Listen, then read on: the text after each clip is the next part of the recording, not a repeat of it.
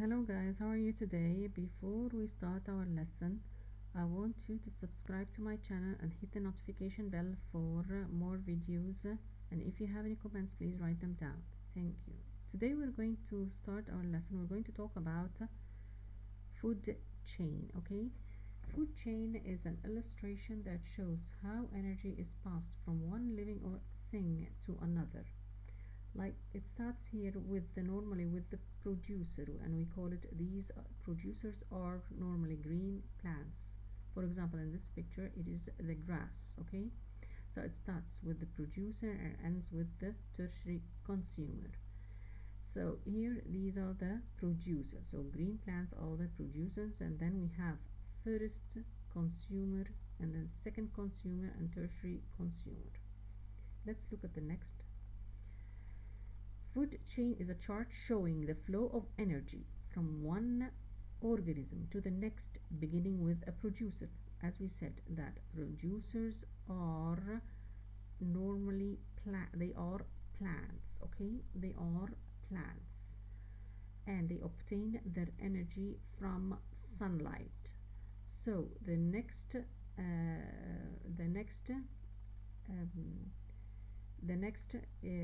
animal that feeds on the producer, we call it first consumer. And there is another name for it. We can call it a herbivore because it feeds on plants. The next consumer is called the second consumer, which here in this case we have a songbird. This is the second consumer, which feeds an animal which feeds on another animal. And then we have a tertiary consumer, which is the hawk in this case, which feeds on songbirds, and so on. So this is the flow, the energy. This arrow shows is an indication of the flow of energy or foods, okay? This is another example. We have here maize. Locust feeds on maize. So maize is the primary it's the producer. We call it the producer. Locust is the primary consumer and the locust feeds on this maize, so it is considered to be a herbivore. And then lizard feeds, it is the second consumer and it feeds on another animal, okay? And then snake feeds on lizard and we call it tertiary consumer. So this is another example. Let's look at this picture here. This is the maize here, okay? So we call it a producer because it's considered to be a plant, and plants obtain their energy from sunlight, okay, and make their own food by photosynthesis. All these we know before. Locust is a primary consumer because it feeds on the maize, and it is considered as a herbivore because it feeds on plants only. The second thing is the secondary consumer. For example, lizard, because it feeds on another animal. Tertiary consumer, for example, the snake, because it feeds on another animal.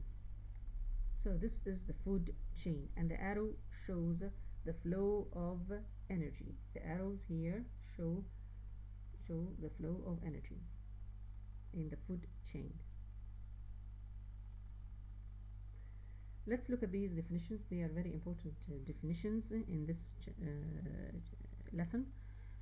Food chain is an illustration that shows how energy is passed from one living organism or one living thing to another. Food web is an illustration that shows how animals are connected in their search for food within the ecosystem. Green plants, as we call them the producers, can make their food and by photosynthesis, and the food is found in the food is made in the leaves.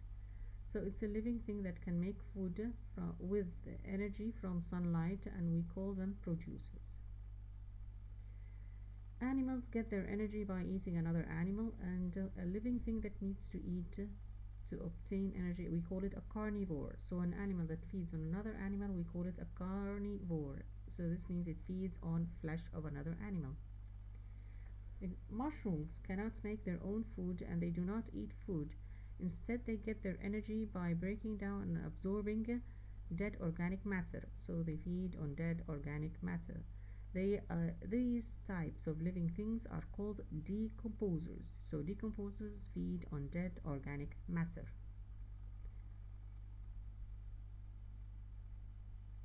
A leopard seal eats fish and penguins. It never eats plants. Since the leopard seal eats only meat, so we call it a carnivore.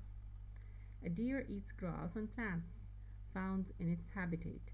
Since the deer eats only plants, we call it a herbivore. A raccoon eats other animal like crayfish as well as plant life. Since the raccoon eats both plants and animal, it is an omnivore. It's considered as an omnivore.